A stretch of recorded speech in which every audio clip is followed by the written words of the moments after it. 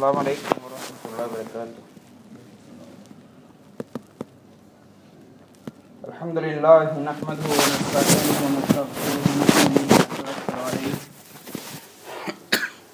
ونعوذ بالله من شرور أنفسنا ومن سيئات أعمالنا من يهده الله فلا مضل له ومن يضلله فلا هادي له ونشهد أن لا إله إلا الله ونشهد أن سيدنا محمدا عبده ورسوله. أما بعد فقد قال الله تعالى في القرآن الكريم بعد أعوذ بالله من الشيطان الرجيم بسم الله الرحمن الرحيم إنا أنزلناه في ليلة القدر وما أدراك ما ليلة القدر ليلة القدر خير من 1000 شهر تنزل الملائكة والروح فيها بإذن ربهم من كل أمر سلام هي حتى مطلع الفجر.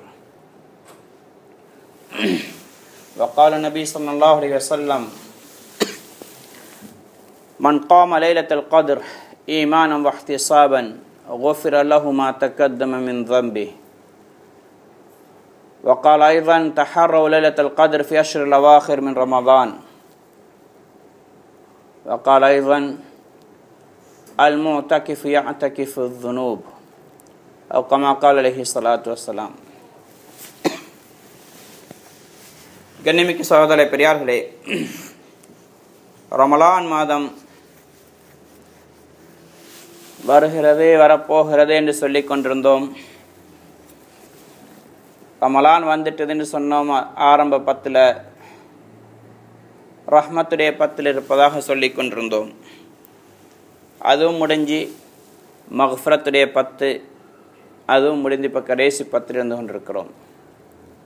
இத்துக்கும் மினன்னார், நரக விடுதலை அளிக்கக்கூடிய கடைசி 10 இருந்து கொண்டிருக்கின்றோம்.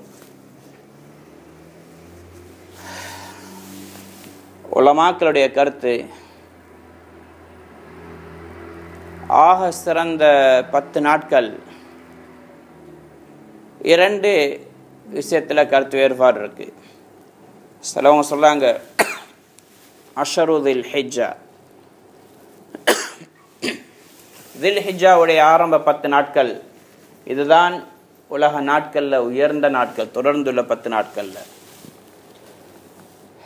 இன்னும் சிலருடைய கருத்து, இன்னும் பல உலமாக்களுடைய கருத்து, இல்லை ரமலானுடைய கடைசி 10 இருக்கிறது அஷ்ருல் அஹீர் மின் ரமலான், ரமலானுடைய கடைசி 10 நாட்கள் இதுதான் சிறந்த நாட்கள். ஏனென்றால் இதில் லைலத்துல் கத்ர் இருக்கின்றது. லைலத்துல் கத்ர் ஹைரு மின் 1000 ஷஹர், அது 1000 மாதங்களை விட சிறந்தது என்பதனால இந்த கடைசி 10 நாட்கள் உயர்ந்த நாட்கள். நபி ஸல்லல்லாஹு அலைஹி வஸல்லம் அவங்க ஹஜ்ரத் ஆயிஷா ரலியல்லாஹு தஆலா அன்ஹா அவங்க சொல்றாங்க, யஜ்தஹிது ஃபி அஷ்ரில் அவாஹிர் மின் ரமலான் மா லா யஜ்தஹிது ஃபி கைரிஹி. ரமலானுடைய கடைசி 10ல் ஏனைய காலங்களில் இபாதத்துக்காக வேண்டி முயற்சி செய்கிறதை விட கூடுதலாக முயற்சி செய்வாங்க. ரமலான் அல்லாத காலத்திலே நபி ஸல்லல்லாஹு அலைஹி வஸல்லம் அவங்க அமல் இபாதத்தில் கூடுதலாக ஈடுபடுவார்கள். ரமலான் வந்துட்டா இன்னும் அதிகமாக அமல் இபாதத்தில் முன்னோக்குவார்கள். அதுவும் கடைசி 10 வந்துட்டுன்னு சொன்னால் அவங்க இன்னும் அதிகமாக இபாதத்தில் தன்னையே அர்ப்பணிச்சிடுவாங்க. எந்த அளவுக்குன்னு சொன்னால் ஷத்தல் மிஅஸர் வைகத அஹ்லஹு, தன்னுடைய சாரத்தை லுங்கை இறுக கட்டிக்கொள்வார்கள். வைகத அஹ்லஹு, மனைமார்களையும் எழுப்பி விடுவாங்க, வீட்டில் இருக்கிறவங்களெல்லாம் எழுப்பி விடுவாங்க. அன்றைக்கு இரவு, இந்த கடைசி 10 இரவுகளை பொதுவாக தூங்க மாட்டாங்க, விழித்திருந்த அமல் இபாதத்தில் கழிப்பார்கள். ஷத்தல் மிஅஸர், தன்னுடைய லுங்கி இறுக கட்டிக்கொள்வார்கள் என்றால் 2 அர்த்தம் சொல்றாங்க. ஒன்று தஷ்மீர் இபாதா, வணக்கத்துக்காக வேண்டி இபாதத்துக்காக வேண்டி தன்னை முழுமையான முறையில் அர்ப்பணிச்சிடுவாங்கன்னு அர்த்தம். முழுமையான முறையில் தயாரிப்பு செஞ்சு அதற்கான தன்னை ஒதுக்கிடுவாங்க. இரண்டாவது கருத்து யதஸல அஹ்லஹு, மனைவிமார்களை விட்டு நீங்கிடுவாங்க. அப்படின்னா மனைவிமார்கள் கூட உடலுறவு கூட கொள்ள மாட்டாங்க. அந்த அளவுக்கு தன்னை முழுமையான முறையில் இபாதத்துக்காக ஒதுக்கிடுவாங்க. मोहतरम, हम लोग कुछ महीने पहले कह रहे थे रमज़ान आ रहा है, आने वाला है, आ गया. उसके बाद कहते थे अभी हम अव्वल हो रहमा, उसका शुरू का जो हिस्सा है रहमत, हम कहते थे रहमत का हिस्से में है. पहला अशरा गुजर गया, फिर मग़फ़िरत के अशरे में थे, वो भी गुजर गया. अब हम आखिर अशरे के अंदर हैं, कुछ दिन बाकी हैं.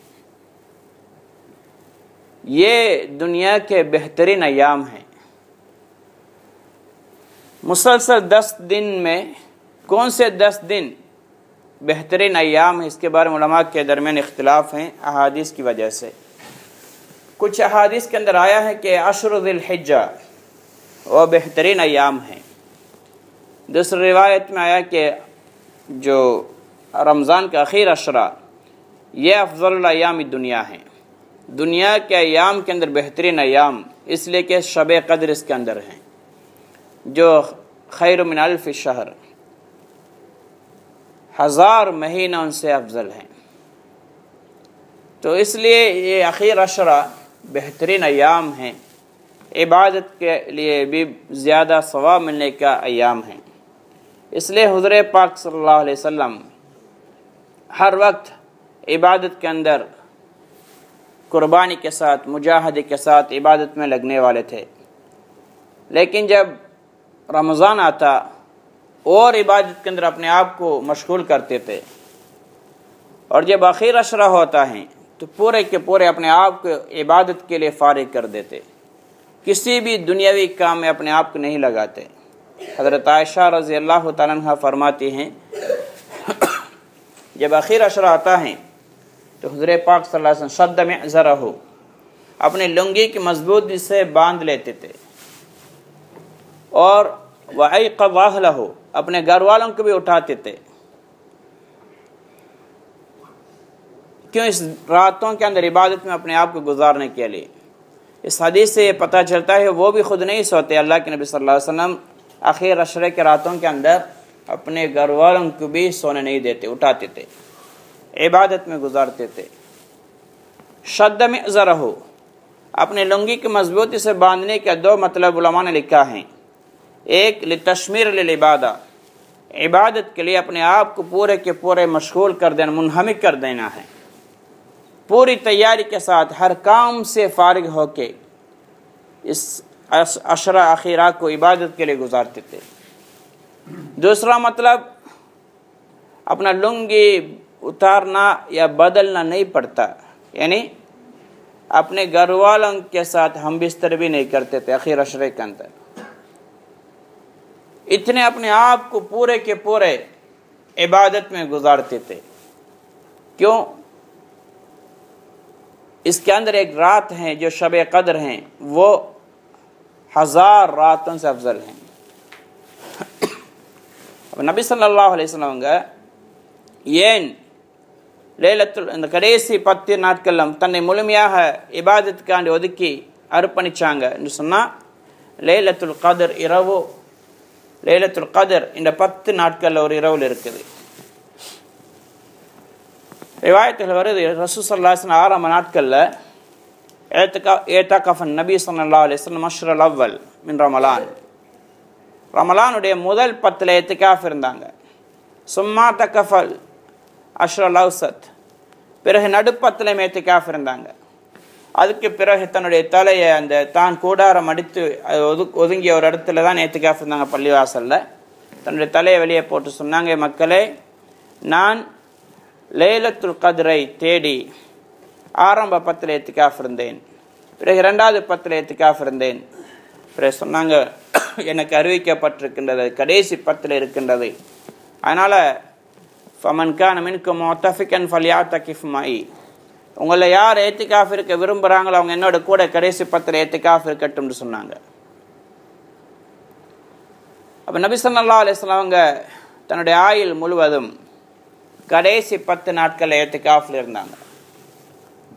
எந்த வருடம் வஃபாத் ஆனாங்களோ அந்த வருஷம் கடைசி 10 ஏத்திகாஃப் இருந்தாங்க. அதுக்கு முன்னாடி ஒரு 10 ஏத்திகாஃப் இருந்தாங்க. சில ரிவாயத்தில் வருது ஒரு வருஷம் மட்டும் நபி ஸல்லல்லாஹு அலைஹி வஸல்லம் அவங்க ஏத்திகாஃப் இருக்கல்ல.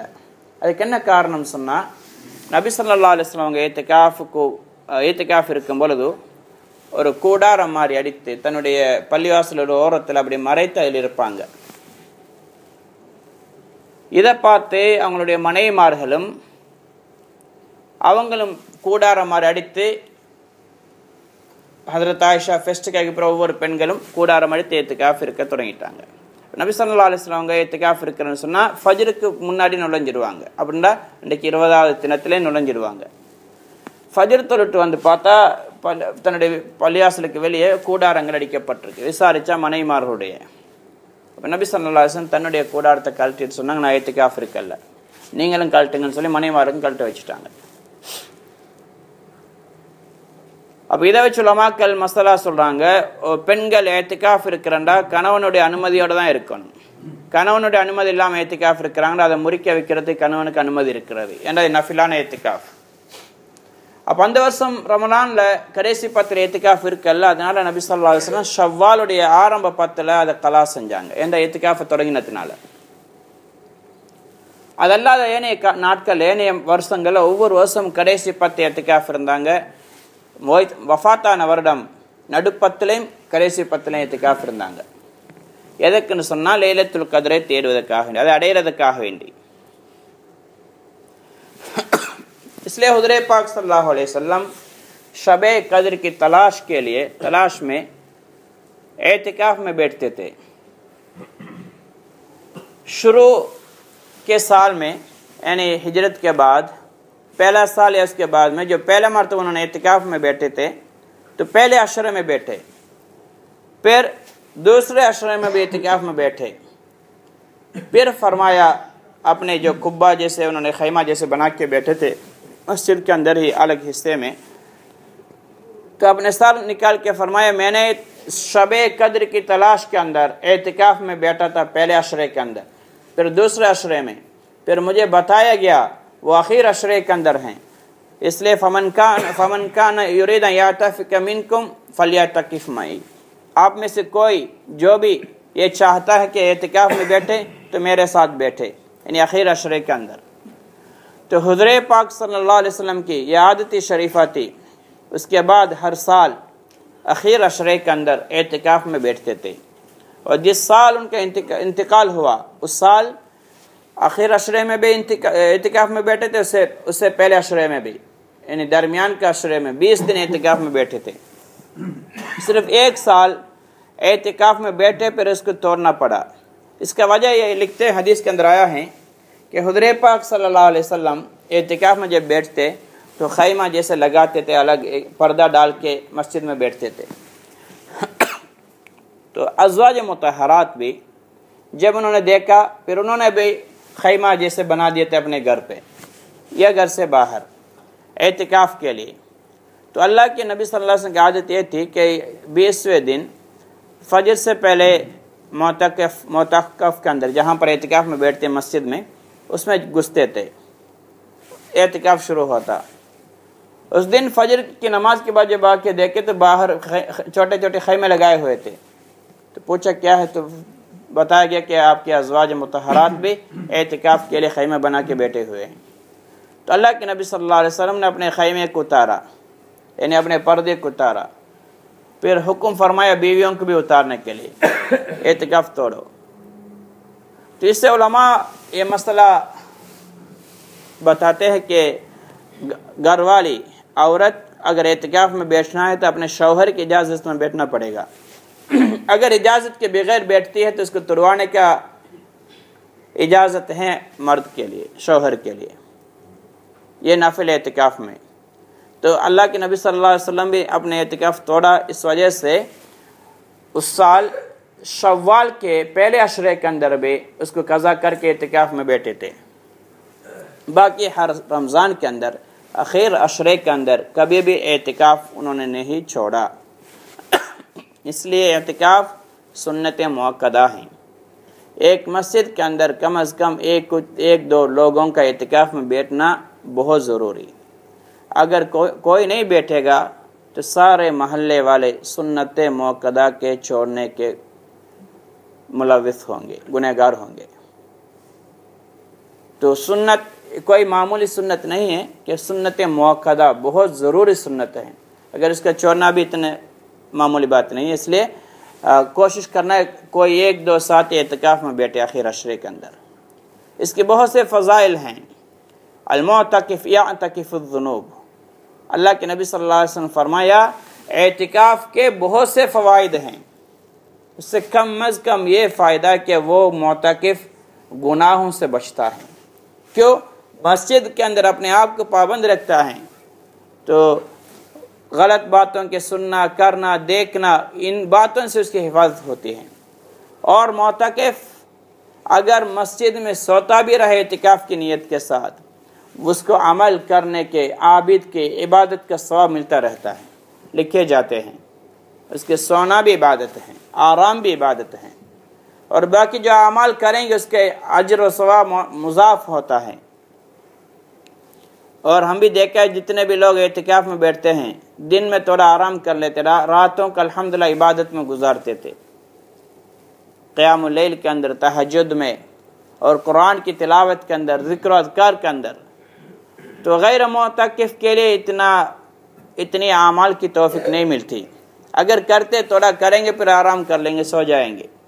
लेकिन एतिकाफ में बैठने वालों को उस माहौल की वजह से दिल तैयार होता है, जिस्म भी तैयार होता है अमल करने के लिए। इसलिए एतिकाफ इंसान को अल्लाह के बहुत करीब कर देता है। मुअतकिफ़ के मिसाल ऐसा है जैसा कि कोई बादशाह का दरवाज़ा खटखटाता रहता है, या उसके घर के सामने आके पड़ाव डालता है या बैठ जाता है, जब तक मेरे गुनाहों को माफ़ न करें, मेरे ज़रूरतों को पूरा न करें, मैं आपका दर नहीं छोड़ूंगा। यह है मिसाल मुअतकिफ़ का। अल्लाह के सामने अपने आप को पूरा गिरा देता है, हवाला करता है, उसके दर के सामने जाके अपने आप को पाबंद करके अल्लाह से मांगता रहता है। तो अल्लाह ताला अरहमुर राहिमीन है, वो दे देता है, जो भी मांगता है मिलता है। और इससे ये बहुत अहम एक फ़ायदा है कि रातों की इबादत की वजह से, रातों में जागने की वजह से शब कदर भी मिल जाता है। इसलिए एतिकाफ में बैठना बहुत अहम अमल है। गनिमी सहोदरे பெரியார்களே, அப்போ எத்திகாஃப்ல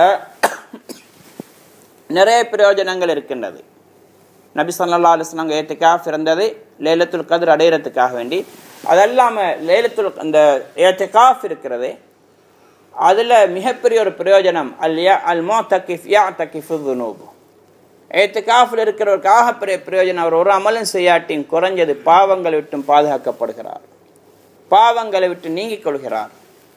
பள்ளிவாசலில் தரித்திருக்கிறார், ரமலானுடைய கடைசி 10 அமலுக்காக வேண்டி எந்த அமலும் செய்ய கிடைக்காட்டின் கூட பாவத்திலிருந்து பாதுகாக்கப்படுகின்றார். வீணான பேச்சுக்கள் பேசுறது, வீணான பார்வைகள், வீணான கேள்விகளிட்டும் பாதுகாக்கப்படுகிறார். ஏத்திகாஃபில் இருக்கிறவர் தூங்கிக் கொண்டிருந்தாலும் அவர் இபாதத் செய்யக்கூடியவராக நன்மை எழுதப்படும். ஏத்திகாஃப் இருப்பவருக்கு உதாரணம், ஒருவர் ஒரு மன்னருடைய வாசல்ல போய் உட்கார்ந்து கொண்டு என்னுடைய தேவையை நீங்க செஞ்சு தாங்க, அது வரைக்கும் நான் இந்த இடத்தை விட்டு போக மாட்டேன் என்று சொல்வது போலதான். ஏத்திகாஃப் இருப்பவர் அல்லாஹ்வுடைய வீட்டில் வந்து அப்படியே தங்கிட்டு சொல்லார், யா அல்லாஹ் என்னுடைய பாவத்தை மன்னிக்காத வரைக்கும் நான் போக மாட்டேன், என்னுடைய தேவைகளை நீ செஞ்சு கொடுக்காத வரைக்கும் நான் போக மாட்டேன், என்ன சொர்க்கவாதியாக ஆக்குங்காட்டியும் போக மாட்டேன் வேண்டது போன்றுதான் இருக்கின்றது. அல்லாஹ் ரஹ்மானுர் ரஹீம், இரக்கமுள்ளவன், அன்பாளன், அடியான் கேட்கிறத கொடுத்துடுறான். இதெல்லாம் ஹதீஸ்ல வருது. ஒரு நாள் நஃபில் ஏத்திகாஃப் இருக்கிறது, அவருக்கு நரகத்துக்கு மத்தியில் 3 ஹந்தக் தூரமாக்கப்படும். ஒரு ஹந்தக் என்று சொல்வது வானம் பூமிக்கு இடைப்பட்ட தூரம். அப்போ 10 நாட்கள் இருக்கும்பொழுது 3 ஹந்தக், 30 ஹந்தக் நரகத்தை விட்டு தூரமாகிறார். அப்போ சொர்க்கத்துக்கு நெருக்கம் அடைகிறார், சொர்க்க நுழைகின்றார். இதெல்லாம் நிறைய பிரயோஜனங்கள். அடுத்தது லைலத்துல் கத்ருடைய பாக்கியம் கிடைக்குது. ஏத்திகாஃப் இருக்கக்கூடிய சகோதரனை நாம் பார்த்துருக்கிறோம். கடைசி 10 நாட்கள் அந்த ஏத்திகாஃப் இருக்கிறவங்க யாரும் நைட்டில் தூங்க மாட்டாங்க. பகல் நேரங்களில் கொஞ்சம் ஓய்வு எடுத்துக்கொள்வாங்க, சுபஹுக்கு பிறகு தூங்குவாங்க. ஆனால் இரவுகள் விழித்திருப்பாங்க. தொழுது கொண்டு, குர்ஆன் ஓதிக்கொண்டு, திக்ர் செஞ்சு கொண்டு, அமல் இபாதத்தில் ஈடுபட்டு கொண்டிருப்பாங்க. பள்ளிவாசலை தடுத்திருக்கிறார்கள், அது ஒரு இத்திகாஃப், நன்மை தரக்கூடிய காரியம். அதோடு சேர்த்து அமலும் செய்கிறாங்க. இது லைலத்துல் கத்ர் அடையக்கூடிய பாக்கியம் கிடைக்கிது. வெளியில் இருக்கக்கூடிய சகோதரர்கள் கொஞ்சம் நேரம் கியாமுல் லைலோ ஏதோ தொழுதுட்டு போவாங்க தவிர மற்ற நேரங்களில் தௌபா இஸ்திக்ஃபார் மற்ற அமல்கள் செய்கிறதுக்கு சந்தர்ப்பம் கிடைக்கிறது மிகவும் குறைவு. அதனால் ஆக சிறந்த சந்தர்ப்பம் லைலத்துல் கத்ர் அடையிறதுக்கு ஏத்திகாஃபில் உட்கார்றது. ஏத்திகாஃப் நபி ஸல்லல்லாஹு அலைஹி வஸல்லம் ஆயுள் முழுவதும் விடவில்லை என்பதனால சுன்னத்தே முஅக்கதா, கட்டாயமான சுன்னத். ஒரு மஹல்லால ஒரு பள்ளிவாசலில் குறைஞ்ச 1-2 பேர் ஏத்திகாஃபில் இருக்கிறது சுன்னத்தே முஅக்கதா, கட்டாய சுன்னத். யாருமே அப்படி ஏத்திகாஃபில் உட்காரவில்லை என்றால் அந்த மஹல்லா வாசிகள் எல்லாரும் சுன்னத்தே முஅக்கதாவை விற்ற குற்றவாளிகளாக ஆகுவார்கள், அதை விற்ற பாவிகளாக மாறுவார்கள். அதனால் கட்டாயம் 1-2 பேர் கடைசி 10 ஏத்திகாஃப் இருக்கணும். எல்லாரும் இருக்கணும், முடியலை 1-2 பேராவது உட்காரணும். ஏத்திகாஃப் மிகப்பெரிய பாக்கியம். ஏன் லைலத்துல் கத்ர் அடைய வேண்டும்? இந்த லைலத்துல் கத்ர் என்று சொல்வது அல்லாஹ் தஆலாவை புகழ்ந்து கூறுகிறான். இது மாதிரி ஒரு இரவு வேற எந்த காலத்திலையும் கிடையாது. ஆக சிறந்த இரவு உலக இரவுகளில் லைலத்துல் கத்ர், கத்ருடைய இரவு தான். அது ஒரு இரவுக்கு சமன் அல்ல, 1000 மாதங்களுக்கு சமன். 1000 மாதங்கள் என்றால் 83 வருடங்கள் 4 மாதங்களும். ஒரு மனிதருக்கு தன்னுடைய ஆயுள் ஒரு 10 லைலத்துல் கத்ர் கிடைச்சிட்டுன்னு சொன்னால் 833 வருடங்களும் 4 மாதங்களும் இபாதத்தில் கழிச்சு நன்மை கிடைக்கும். இதே மாதிரி 2 தடவை கிடைச்சிட்டுன்னா அப்படி 2-10 அதாவது 20 தடவை கிடைச்சிருந்தால் முந்திய சமுதாயத்துடைய ஆயுள் காலத்தையும் தாண்டி இபாதத் செஞ்ச மனிதராக மாறிடுவார். 1600 வருஷம் 636 வருஷங்கள் 8 மாதங்களும் இபாதத் செஞ்சவராக ஆகிடுவார். முந்திய சமுதாயத்தில் ஆயுள் காலம் கூட அந்த அளவுக்கு கிடையாது. ذَلِكَ فَضْلُ اللَّهِ يُؤْتِيهِ مَن يَشَاءُ. இதெல்லாம் ஒரு மிகப்பெரிய கொடை, யாருக்கு நாடுகள் அல்லாஹ் கொடுக்கின்றான். முந்திய சமுதாயத்துக்கு கிடைக்காத ஒரு பாக்கியம் தான் லைலத்துல் கத்ர். அல்லாஹ் இந்த உம்மத்தை முஹம்மதியா மீது முஹம்மது ஸல்லல்லாஹு அலைஹி வஸல்லம் பரக்கத்தின் காரணமாக அல்லாஹ்வுடைய நெருக்கத்தை அல்லாஹ் அவருக்கு கிடைச்சதுனால அந்த உம்மத்துக்கு அல்லாஹ் தனது பாக்கியத்தை கொடுத்திருக்கிறான். அதனால தவற விடக்கூடாது. உலகத்தை சம்பாதிக்கிறதுக்கு நிறைய நாட்கள் எங்களுக்கு இருக்குது, எப்பவும் சம்பாதிச்சு கொள்ளலாம். ஆனால் லைலத்துல் கத்ர் எப்பவும் சம்பாதிக்க முடியாது. அது ரமலானில் தான் வரும், அதுவும் கடைசி 10 தான் வரும். அது மிஸ் ஆகிட்டுன்னா மிகப்பெரிய நஷ்டம். ஒரு வாகனம் மிஸ் ஆகினா கவலைப்படுறோம், முகத்தில் வெளிச்சம் இல்லை, கவலையை காட்டுறோம். ஆனால் எங்களுக்கு அந்த இரவு விழிக்க கிடைக்கல. கடைசி 10 எது லைலத்துல் கத்ர்ன்னு எங்களுக்கு தெரியாது. அது மிஸ் ஆகினா அதை பற்றி எனக்கு எந்த கவலையும் கிடையாது. இது நாங்கள் துனியாவில் மூழ்கி போயிருக்கிறோம் என்பதற்கு அடையாளம் சகோதரர்களே.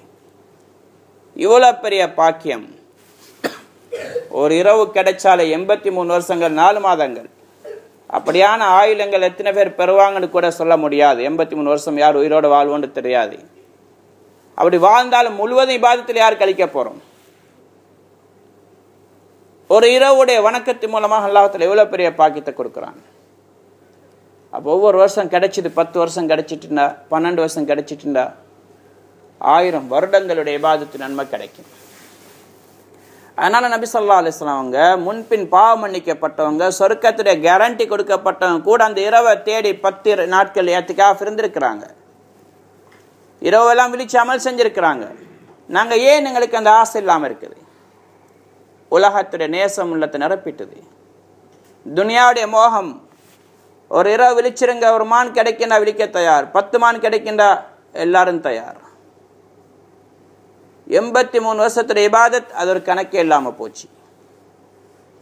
துனியாதாரிகள் ஆகிட்டோம் சகோதரர்களே. பல் துஸிரூனல் ஹயாத்தத் துன்யா வல் ஆখিরাத்து கைரும் வ அப்கா. அல்லாஹ் சொல்றான், நீங்க துனியாவுக்கு தான் முன்னுரிமை கொடுக்குறீங்க, அதுக்கு தான் உங்களுக்கு எங்கே இரவு விழிக்க தயார், எங்கே வாகனம் ஓட்டிக்கொண்டு போக தயார், வாகனம் விழிக்க தயார், இரவெல்லாம் விழிச்சு. ஆனால் ஒரு இரவு அல்லாவுக்காக விழிச்சிருக்க தயார் இல்லை. ஒரு 10 இரவுகள் அல்லாஹுக்காக வேண்டி விழிச்சிருக்கிறது என்ன நஷ்டம் வரப்போகுது? குர்ஆன் ஓதிக்கொண்டு அமல் இபாதத் செஞ்சு கொண்டு கியாமுல் லைல்ல தௌபா இஸ்திக்ஃபார்ல மிகப்பெரிய பாக்கியம் சகோதரர்களே. அல்லாஹ் சொல்ல, நீங்கள் துனியாவுக்கு முன்னுரிமை கொடுக்குறீங்க, வல் ஆখিরাத்து கைரும் வ அப்கா, ஆஹிரா தான் நிரந்தரமானது, சிறந்தது. இந்த துனியா கேவலமானது, சிறந்ததல்ல, இது தாழ்ந்தது, நிலைக்கக்கூடியது அல்ல. எவ்வளோ இரவுகள் விழிச்சு கஷ்டப்பட்டு சம்பாதிக்கிறோம், எல்லாத்தையும் விட்டுட்டு வெறும் கஃன் துணியோடு தான் போக போகிறோம். இதை மறுமைக்கான் முற்படுத்தினவர் தான் எங்களோட கூட வரப்போகுது. ये सिर्फ 10 रात है भाइयों. अगर इसी 10 रात के अंदर, इन्हीं 10 रातों के अंदर शब कदर है, वो कौन सी रात हमें पता नहीं. उस रात के हासिल के लिए अल्लाह के नबी सल्लल्लाहु अलैहि वसल्लम, जिनके आगे पीछे सारे गुनाह को अल्लाह ने माफ़ कर दिया, जन्नत के लिए गारंटी है उनके लिए, सबसे पहले जन्नत में दाखिल होने वाले, वो भी रात में जागते, उस रात की इबादत को, सवाब को हासिल करने के लिए जागते थे. एक रात खैर मिन अल्फ शहर, 1000 रातों से अफजल है, 1000 महीनों से. 1000 महीने क्या हैं? 83 साल 4 महीने. अगर किसी को 10 शब कदर मिल जाए, 10 मरतबा, 83 साल नहीं, 833 साल और 4 महीने इबादत में गुजारने का सवाब उसको मिलेगा. अगर 20 मिल गया है, 1666 साल और 8 महीने के इबादत, यानी पिछली उम्मतों के उम्र से भी आगे बढ़ जाएंगे. ज़ालिक फ़ज़्लुल्लाह युतीहि मन यशा, ये अल्लाह का फजल है, जिसको चाहे अल्लाह देता है. मोहम्मद सल्लल्लाहु अलैहि वसल्लम के फैज़ान, उनके मुबारक, उनके अल्लाह के करीब होने के नाते से अल्लाह पाक ने हमें भी ये तौफीक मिला है. पिछली उम्मतों के शब कदर की तौफीक नहीं मिली, अल्लाह ने हमें, अल्लाह ने दिया है, लेकिन आज हम बेपरवाह हैं. अगर किसी को कहा जाए एक रात जागेंगे का आपको 1 मान मिलेगा, 1 लाख रुपए मिलेगा, तो खुद भी जागेंगे, औलाद, बीवी बच्चे सबको जगाएंगे. 1000 महीने के सवाब हमें मामूली नजर आता है. हम दुनियादार बन गए भाइयों. दुनिया के खातिर कितने भी रात जागने के लिए तैयार हैं. ये 10 रातें हैं, इसमें जागने के लिए हम तैयार नहीं हैं. थोड़ी सी नमाज पढ़ लिए, फिर जाके सो जाते हैं. थोड़ा सा दुआ किए, काफ़ी समझ लिए. थोड़ा सा जिक्र कर लिए, काफ़ी हैं. थोड़ा दुरूद भेज दिए, काफ़ी नहीं. अल्लाह के नबी हमारे नमूना हैं. पूरी रात जागते थे, आखिर अशरे के, अपने घर वालों को उठाते थे. आज गाड़ी लेना है, देना है, छोड़ना है, काम करना है, रातों में हम 1 रात नहीं, 10 नहीं, कितने लोग हैं, सैकड़ों रातों को बेदारी में गुजार दिए हैं. लेकिन इबादत का मौका आता है तो वो हमें अहम नहीं नज़र आता. अल्लाह पाक कहता है, बल तुसिरून हयात दुनिया, तुम लोग दुनिया की इसार करते हो, उसको आगे का जगह देते हो, उसको अहम समझते हो. वल आखिरत खैर, आपका दुनिया क्या है? दुनिया है, ये तो बहुत मामूली किस्म की है, घटिया चीज़ है. आखिरा खैर है और वाब का हमेशा रहने वाला. कितने लोग हैं अल्लाह की मासियत में गुनाह कर कर के, नमाज को छोड़ के दुनिया कमाते हैं का हज़ारों मान. लाश जा रहा है कफन के साथ, सब कुछ छोड़ के चले जाते हैं. कौन लेके जाएगा? जो काम आएगा यही हमारी रातें, यही इबादतें, यही नेकियां, यही सदका खैरात, बाकी सब कुछ हम छोड़ के चले जाएंगे. गण्यमिக்க சகோதரர்களே, பெரியார்களே, அல்லாஹ் தஆலா சொல்கிறான், இன்னா அன்ஸல்னாஹு ஃபீ லைலத்துல் கத்ர், நாங்கள் இந்த குர்ஆனை லைலத்துல் கத்ரில் இறக்கி இருக்கின்றோம். இந்த இரவுடைய மிகப்பெரிய பாக்கியம், மிகப்பெரிய சிறப்பு தான் குர்ஆன். முல் உம்மத்துக்கும் ஹுதன் லின்னாஸ் வ பையினாத் மினல் ஹுதா, முழு மனித சமுதாயத்துக்கும் வழிகாட்டியாக இந்த குர்ஆன் இறங்கிய இரவு தான் லைலத்துல் கத்ர். அதாவது லௌஹே மஹ்ஃபூதிலிருந்து முதல் வானத்துக்கு குர்ஆன் ஒரேடியாக முழுமையாக இறக்கப்பட்டது. அதுக்கு பிறகு பிரிஞ்சு 23 வருடங்களாக சந்தர்ப்பத்துக்கு ஏற்ற மாதிரி ஒவ்வொரு, அது ஷபான்லையும் இறங்கிச்சது, ஷவ்வாலையும் இறங்கிச்சது, ரபீல் அவ்வலையும் இறங்கிச்சது, ஏனைய காலங்களையும் ரசூலுல்லாஹ்வுடைய வாழ்க்கையில் பிரித்து எல்லாம் இறக்கினாங்க. ஆனால் முழுமையாக ஒரேடியாக குர்ஆன் லௌஹே மஹ்ஃபூதிலிருந்து லைலத்துல் கத்ரில் தான் முதல் வானத்துக்கு இறக்கப்பட்டுச்சு. இது இந்த இரவுடைய மகத்துவத்துக்கு முதல் காரணம். அதெல்லாம் அல்லாஹ் தஆலா இந்த இரவை இன்னும் மகத்துவப்படுத்தியிருக்கின்றான். லைலத்துல் கத்ர், கத்ர்னு சொன்னால் நிர்ணயிக்கிறதுன்ற அர்த்தம் இருக்குது, இன்னொன்று சங்கையானதுக்கும் அர்த்தம் இருக்குது. இந்த இரவு சங்கையான இரவு என்பதனால் லைலத்துல் கத்ர் என்று பெயர். இரண்டாவது, பராத்துடைய இரவு சம்பந்தம் அந்த கருத்து வந்திருக்குது. முழு உம்மத்துடைய பட்ஜெட், ஒரு வருஷத்துடைய அவங்களுடைய அடுத்த வருஷம் வரைக்கும் என்ன நடக்கும் என்றெல்லாம் ஒவ்வொரு மனித சம்பந்தமாக, அவர் எவ்வளோ சம்பாதிப்பார், எவ்வளோ சாப்பிடுவார், என்ன அமல் செய்வார், எப்போ மௌத்தாகுவார், யார் கல்யாணம் முடிப்பாங்க, யாருக்கு குழந்தை பிறக்கும், எல்லா விஷயங்களும் மலக்குகளுக்கெல்லாம் ஒப்படைக்கின்றான். அந்த இரவு பராத்துடைய இரவுண்டும் வந்திருக்கு. இன்னொரு கருத்துப்படி, அதிகமான உங்களுடைய மக்களுடைய கருத்து, லைலத்துல் கத்ர்ல தான் நடக்குது. லைலத்துல் கத்ர்ல நடக்குது. ஃபீஹா யுஃப்ரகு குல்லு அம்ரின் ஹக்கீம். அனைத்து காரியங்கள் முடிவுகள் இந்த இரவுல தான் எடுக்கப்படுகின்றது. இதனால லைலத்துல் கத்ர் என்ற பெயர் சொல்லப்பட்டிருக்கு. அப்ப இந்த இரவு 1000 மாதங்களை விட சிறந்தது. மலக்குமார்கள் கூட்டம் கூட்டமாக இறங்குகின்றார்கள். தனஸ்ஸலுல் மலாயிகா, மலக்குமார்கள் கூட்டம் கூட்டமாக இறங்கிக் கொண்டிருக்கிறான் அந்த இரவு முழுவதும். இதே மாதிரி ரூஹ் ஜிப்ரீல் அமீன் அலைஹிஸ்ஸலாமும் இறங்குறாங்க. அடுத்து சலாம், அந்த இரவு முழுவதும் சாந்தி, சமாதானம், அமைதி எல்லாம் இறங்கிக் கொண்டிருக்கு. அந்த இரவுல இறங்கக்கூடிய சலாமத், ஈடேற்றம், சலாம், சமாதானம் வேற எந்த இரவுல அந்த அளவுக்கு இறங்குறது கிடையாது.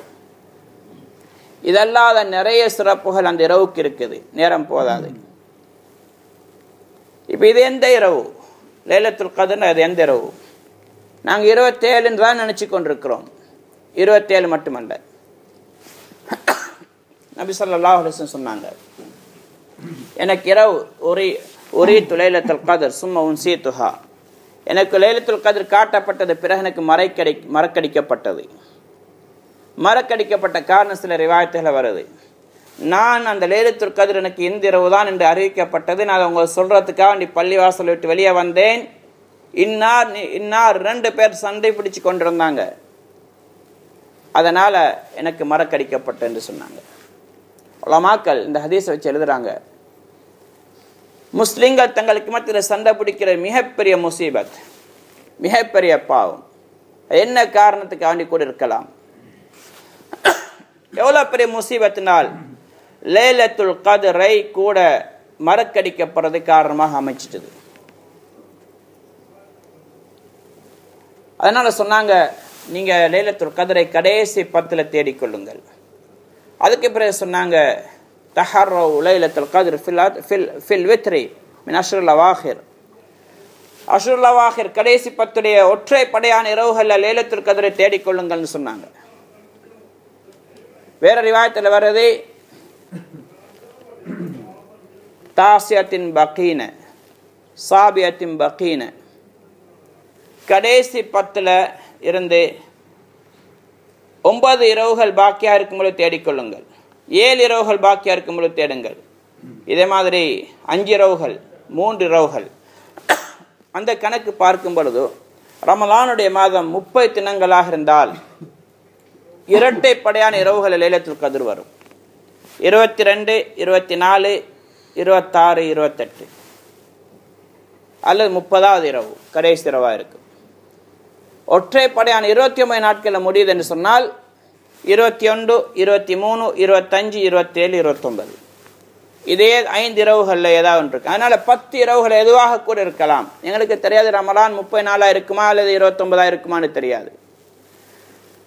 உலமாக்களுடைய முடிவு என்னண்டா, ஹதீஸுடைய விரிவுரையாளர்கள், ஹதீஸ்ல பல மாதிரி வந்திருக்கு, சஹீஹான ஹதீஸ்ல வந்திருக்குது. நபி ஸல்லல்லாஹு அலைஹி வஸல்லம் சொன்னாங்க, எனக்கு அது மறக்கடிக்கப்பட்டது. ஆனால் அடுத்த நாள் காலையில், அந்த இரவுடைய அடுத்த நாள் காலையில் நான் சுபஹுடைய தொழுகை சேற்று மீது சுஜூது செய்வதை என்னை கண்டேன்னு சொன்னாங்க. இது ஒரு அடையாளம்னு சொன்னாங்க. அபூ சயீத் அல் குத்ரி ரலியல்லாஹு தஆலா சொன்னாங்க, புகாரி ஷரீஃப் ரிவாயத், நபி ஸல்லல்லாஹு அலைஹி வஸல்லம் அவங்க 21 முடிஞ்சு 22வது காலையில் 21 முடிஞ்சு அன்றைக்கு சுபஹில் மழை பொழிஞ்சுது. அதனால் பள்ளிவாசல் ஒழுகிச்சுது. ரசூல் ஸல்லல்லாஹு அலைஹி வஸல்லம் சுஜூது செய்யக்கூடிய இடம் நனைஞ்சு சேராக இருந்துச்சு. ரசூல்லா தொழுதுட்டு வாராங்க, அவங்களோட நெற்றிகளில் சேறு படிஞ்சிருக்குது நாங்கள் கண்டோம். அது 21வது இரவு, 21வது தினம் அடுத்த காலையில் நடந்த செய்தி. அப்போ அன்றைக்கு அந்த வருஷம் 21வது இரவுல லைலத்துல் கத்ர் வந்திருக்கு. உபை இப்னு கஅப் ரலியல்லாஹு தஆலா அன்ஹு சத்தியம் பண்ணி சொல்றாங்க, அது 27வது இரவு. ரசூலுல்லாஹ் சொன்னாங்க, ஒத்தப்படையான இரவுகளை தேடிக்கொள்ளுங்க. 23 வரலாம், 25 இருக்கலாம், 27, 29 கூட வரலாம். மற்ற ஹதீஸ் சொன்ன மாதிரி 8 நாள் 9 நாள் பாக்கியா இருக்கும் பொழுது பாருங்க, 7 நாள் பாக்கியா இருக்கும் பொழுது, அது 30 நாட்கள் ரமலான் வரும் பொழுது இரட்டை படையான இரவுகள் 22, 24, 26, 28, 30 ஆகிடும். அப்போ அதனால சொல்றாங்க என்னண்டா, லைலத்துல் கத்ர் இருக்கிறதே அது ஒரு இரவு அல்ல, குறிப்பிட்ட ஒரு இரவு அல்ல. அது அல்லாஹ் தஆலா ஒவ்வொரு வருஷம் மாற்றி கொண்டு வரான். எந்த அளவுக்கு உலமாக்கள் அதாவது சஹாபாக்கள் தாபீன்களுக்குள்ள கருத்து வேறுபாடு என்றால் 40 கருத்துக்கள் லைலத்துல் கத்ர் சம்பந்தமாக அது எந்த இரவுன்ற விஷயத்தில் வந்திருக்குது. இருந்தாலும் அது சிறந்த கருத்து கடைசி 10 இருக்குது. அது இந்த தினம் என்று குறிப்பிட முடியாத தினங்கள் மாறி மாறி வரலாம். உபய் இப்னு காப் ரலியல்லாஹு அன்ஹு சொன்னது அந்த வருஷத்துடைய 27 சொன்னாங்க. அபு சயீத் அல்-குத்ரி ரலியல்லாஹு அன்ஹு சொன்னது அந்த வருஷத்துடைய 21வது இரவுல அன்றைக்கு லைலத்துல் கத்ர் வந்துச்சு. அடுத்த வருஷம் அதுதானா இருக்குன்னு கட்டாயம் இல்லை. 21 இருக்கலாம், 22 இருக்கலாம், அடுத்து 27, 26 மாறலாம். அதனால லேசி கடைசி 10 இரவுகள் நின்று வணங்கி அந்த இரவு அடைஞ்சு கொள்ளைதான். அடுத்தது ஏன் லைலத்துல் கத்ர் மறைச்சத்தினால உண்மையிலே நஷ்டம் தான். இன்னொரு பக்கம் லாபம் எல்லாம் வச்சிருக்கிறாங்க. அது என்னன்னு சொன்னா, இவ்வளோ பெரிய மகத்துவமிக்க இரவு 83 வருடங்கள் 4 மாதங்களுக்கு சமனானது. இது மிஸ் ஆகிட்டா எங்களுக்கு என்ன பெரிய கவலை வராது. ஆனால் மார்க்கம் உள்ளவங்களுக்கு, தீன்தாரிகளுக்கு, அல்லாஹ் நெருக்கமானவர்கள் பெரும் கவலைப்படுவாங்க. அப்படி ஏதோ ஒரு காரணத்தினால், நோயினால அல்ல பிரயாணத்தினால ஏதோ ஒரு காரணத்தினால் மிஸ் ஆகினா வருஷம் ஃபுல்லாக துக்கம் கொண்டாடுவாங்க. இந்த இரவு எனக்கு மிஸ் ஆகிட்டதே என்று ஒரு குறிப்பிட்ட இரவு தான் என்று தெரிஞ்சிருந்தார். அப்போ அதனால் எல்லாம் மறைச்சு வச்சிருக்கிறான். ஒரு இரவு தப்பித்தவர் மிஸ் ஆகிட்டா அடுத்த இரவு நின்று வணங்குங்க. அந்த இரவாக கூட இருக்கலாம். சில அடையாளங்கள் சொல்லப்பட்டிருக்கு. அந்த இரவு பல்ஜான்னு சொன்னால் வெளிச்சமாக இருக்கும். லைட் வெளிச்சம் அல்ல, இயற்கையான வெளிச்சத்தை எல்லாம் வானத்தில் உண்டாக்கிடுவான். சூரியன் இருக்கிற மாதிரி அல்ல, ஏனைய நாட்களை விட கொஞ்சம் வெளிச்சமாக இருக்கும். இன்னொரு அடையாளம் சொன்னாங்க, அன்றைய இரவு அதிகமான குளிராக இருக்காது, அதிகமாக சூடாக இருக்காது, சாந்தமான இரவாக இருக்கும். அடுத்த நாள் காலையில் சூரியன் உதிக்கும் பொழுது வெறும் கதிர்கள் இல்லாமல் அந்த வட்டம் மட்டும், சூரியனுடைய விட்டம் மட்டும் வரும், கதிர்கள் வழங்காதுன்னு சொன்னாங்க. அது என்னண்டா ரசூல் ஸல்லல்லாஹு அலைஹி வஸல்லம் சொன்ன செய்தி, ஏனைய நாட்கள் ஷைத்தான் சேர்ந்து சூரியனோட வெளியாகிறான், அதான் கதிர்களாக வழங்குது. அன்றைய தினம் லைலத்துல் கத்ருக்கு அடுத்த தினம் சூரியன் வெளியாகும் பொழுது ஷைத்தான் வெளியாக முடியாது.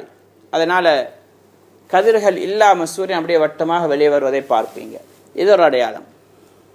இது மாதிரி இன்னொரு அடையாளம் சொன்னாங்க, அன்று இரவுல நட்சத்திரங்கள் ஷைத்தான் மீது எரியப்பட மாட்டாது. ஏனைய இரவுகள் எரியப்படுவான், நட்சத்திரங்கள் எரியப்படும் ஷைத்தான் மீது, ஆனால் லைலத்துல் கத்ர் எரியப்பட மாட்டாது. என்றால் அன்றைக்கு ஃபுல்லாக மலக்குகள் எல்லாம் நிரம்பி இருப்பாங்க, ஷைத்தானுக்கு மேலே போகிறதுக்கு இடம் ஒன்றே இருக்காது. இது ஒரு அடையாளம். ஆனால் இந்த அடையாளங்கள்லாம் கட்டாயம் இருக்கின்ற அவசியம் இல்லை. 3 ஒரே நேரத்தில் இருக்கின்ற அவசியம் இல்லை. ஒன்று இருக்கலாம், இன்னொன்று இல்லாமல் இருக்கலாம். அப்போ அதனால் அந்த இரவை நாங்கள் அடையிறதுக்கு முயற்சி செய்யணும். அது இந்த இரவா அந்த இரவா நாங்கள் பார்த்து கொண்டிருக்க தேவையில்லை. இந்த 10 இரவு தான் இருக்க போகுது. அதனால் 10 இரவுகள், ஒரு இரவு கலைஞ்சிட்டு இன்னும் 9 இரவுகள் இருக்குது. அதில் 8 இரவுகள் தான் வரப்போகுது. கொஞ்சம் முயற்சி செஞ்சு இன்ஷா அல்லாஹ் எங்களுடைய காரியங்களை முன்ன பின்னாக ஆக்கி இந்த இரவுகளை நாங்கள் நின்று வணங்கினோன்னு சொன்னால் மிகப்பெரிய பாக்கியசாலிகள், அல்லாஹ்வுடைய நெருக்கத்தை அடைஞ்சு கொள்ள முடியும். அப்போ இந்த இரவுகளை செய்ய வேண்டிய அமல் இபாதத்துகள், ஒன்று நாங்கள் கியாமுல் லைல் சுன்னத்தான தொழுகைகள் தொழுகிறோம், தௌபா இஸ்திக்ஃபார், குர்ஆனுடைய திலாவத், ஜிக்ர் அத்கார்கள், இதே மாதிரி துஆக்கள். ஹஜ்ரத் ஆயிஷா ரலியல்லாஹு தஆலா அன்ஹா அவங்க சொன்னாங்க, நான் ரசூலுல்லாஹ்ட்ட கேட்டேன், யா ரசூலல்லாஹ் எனக்கு லைலத்துல் கத்ர் நான் அடைந்தால் நான் என்ன சொல்லணும்னு கேட்டாங்க. நபி ஸல்லல்லாஹு அலைஹி வஸல்லம் துஆ சொல்லி கொடுத்தாங்க. அல்லாஹும் இன்னக அஃபுவுன் கரீம் துஹிப்புல் ஆஃப ஃபஅஃபு அன்னி. யா அல்லாஹ் நீ அஃபு மன்னிக்க கூடியவன், கரீம் சங்கையானவன், ஃபஅஃபு அன்னி யா அல்லாஹ் நீ மன்னிக்கிறத விரும்புகிறாய், ஃபஅஃபு அன்னி என்னை மன்னிச்சிடு.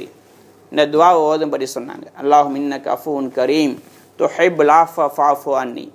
அப்போ நாங்கள் ஒவ்வொரு இரவுகளையும் நாங்கள் இந்த துஆவை ஓதணும். அல்லாஹ் இடத்துல மன்னிப்பை கேட்கணும், அல்லாஹ்வுடைய ரஹ்மத்தை கேட்கணும். அல்லாஹ் எனக்கும் உங்களுக்கும் அந்த புனிதமான இரவு அடைந்த கூட்டத்தில் ஆக்கி அருள்வானாக.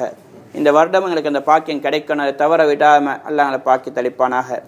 ரமலான் இந்த லைலத்துல் கத்ர் இலக்கிறவன் தான் உண்மையான மூதேவி, பாக்கியமற்றவன் துருப்பாக்கியவான் நபி ஸல்லல்லாஹு அலைஹி வஸல்லம் சொல்லியிருக்கிறாங்க. அந்த கூட்டத்தில் அல்லாஹ் தஆலா எங்களை ஆக்காமல் அருள் பாலிப்பானாக. वाखिर दवान अल्हम्दुलिल्लाहि रब्बिल आलमीन। इसलिए हज़रात ये आखिर अशरा हैं, इसके अंदर शब कद्र है। शब कद्र के बारे में अल्लाह के नबी सल्लल्लाहु अलैहि वसल्लम फरमाया कि वो कौन सी रात हैं वो मुझे बताया गया। मैं आपको बताने के लिए आया था, मस्जिद से निकला तो दो फलां आपस में लड़ रहे थे, झगड़ रहे थे। उसकी वजह से मुझे बुला दिया गया। मैं भूल गया कि वो कौन सी रात हैं। उलमा इकराम इस हदीस के शरह में लिखते हैं कि मुसलमान आपस में लड़ना इतनी नुहूसत की बात है, इतनी बड़ी मुसीबत है कि इतने बड़े नेमत से उम्मत महरूम रह गई। बहुत बड़ी नुहूसत है मुसलमान आपस में लड़ना। इसलिए आपस में गाली गलोच, लड़ना, झगड़ना ये कोई अच्छी बात नहीं है, इससे बचना चाहिए। और फिर अल्लाह के नबी सल्लल्लाहु अलैहि वसल्लम फरमाया तो इस रात का आप पाना है तो कोशिश करो तहर्रउ लैलतुल क़द्र फी अश्रिल अवाखिर, आखिर अशरे में तलाश करो। वो कौन सी भी रात हो सकती है। एक रिवायत के अंदर आया तो आखिर 7वें रातों के अंदर है, और दूसरी रिवायत में फरमाया वित्रों के अंदर 21, 23, 25, 27 और 29 इन रातों के अंदर तलाश करो। तो दूसरी रिवायत के अंदर आया है, सारे हदीस सही हैं कि जो आखिर पीछे से लेके जब 9 रातें बाकी हो उस वक्त तलाश करो, 7 रातें बाकी हो फिर तलाश करो, फिर 5वीं रात बाकी रहे 3 रात या 1 रात यानी आखिरी रात में तलाश करो।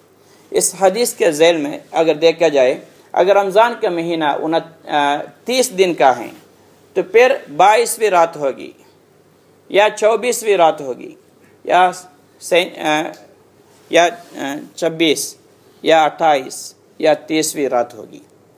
तो इसलिए अगर 29 हैं तो 21, 23 इस लिहाज से ताक रातों में होगी। इसलिए ताक रातों में या 22, 24 के अंदर भी हो सकती है, सिर्फ 10 रातों के अंदर हैं। इसके बारे में तकरीबन सहाबा और ताबीन के 40 अक़वाल हैं, रिवायात मौजूद हैं कि शब कद्र कौन सा है।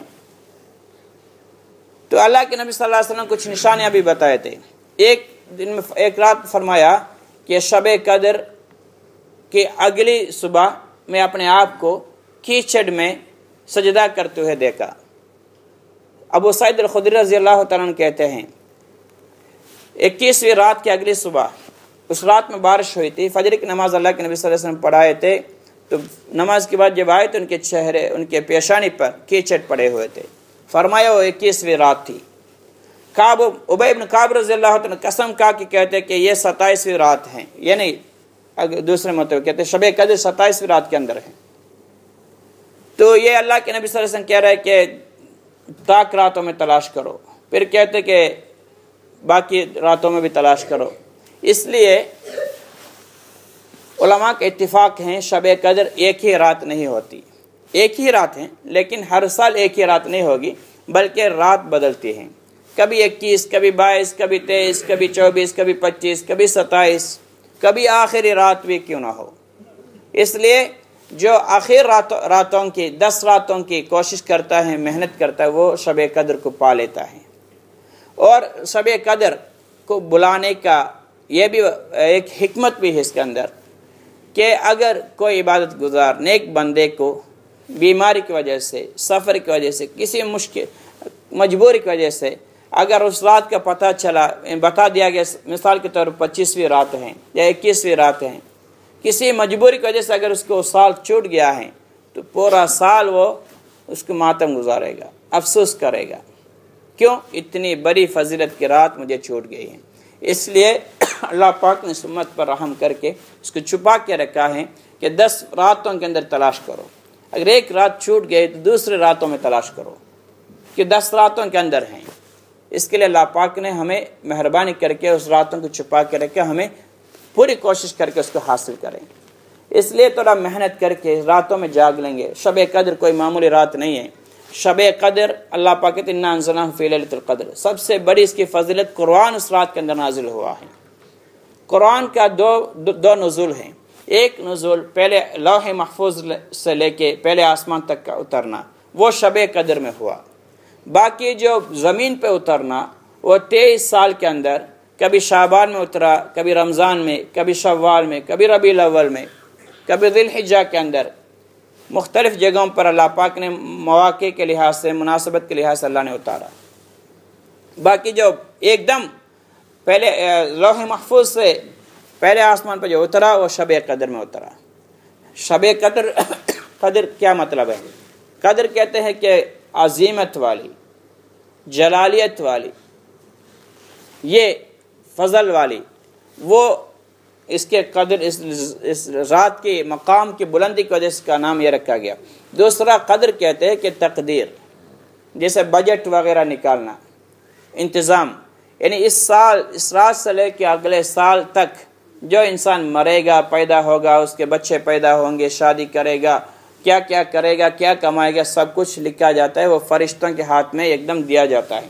और रात कुछ उलमा की राय हैं कि वो शब बरात हैं, दूसरा अक्सर उलमा की राय हैं वो शब कदर हैं, क्योंकि अल्लाह पाक फरमाता है कि सूरत दुखान के अंदर हमने इस रात के अंदर कुरान उतारा, वफ़ीहा युफ़रक़ु कुल्लु अम्रिन हकीम, उसी रात के अंदर हर इंसान के हर फैसला उसी रात के अंदर लिखा जाता है, इसलिए वो शब कदर है। तो इसलिए इतने अहम रात हैं, इस रात के अंदर फरिश्ते उतारते हैं, इतने पूरी दुनिया फरिश्तों से भर जाता है, और सलामती उतरता है, और सलामत उतरता है, सलामती, अमन अमान उस रात के अंदर उतरता है। इसलिए वो रात आखिर अशरे के अंदर है, उसको हम तलाश करें। कुछ निशानियाँ फरमाए उस रात के अंदर, ज़्यादा सर्दी भी नहीं होगी, ज़्यादा गर्मी भी नहीं होगी, मुतदल मौसम होगा, एक निशानी। दूसरा फरमाया वो रात दलजा, बहुत रोशनी वाली होगी, ये नहीं कि लाइटों के लिहाज से या सूरज नहीं, बल्कि वो आम रातों की तरह नहीं होगी, थोड़ा सा उसकी रोशनी पहली होगी।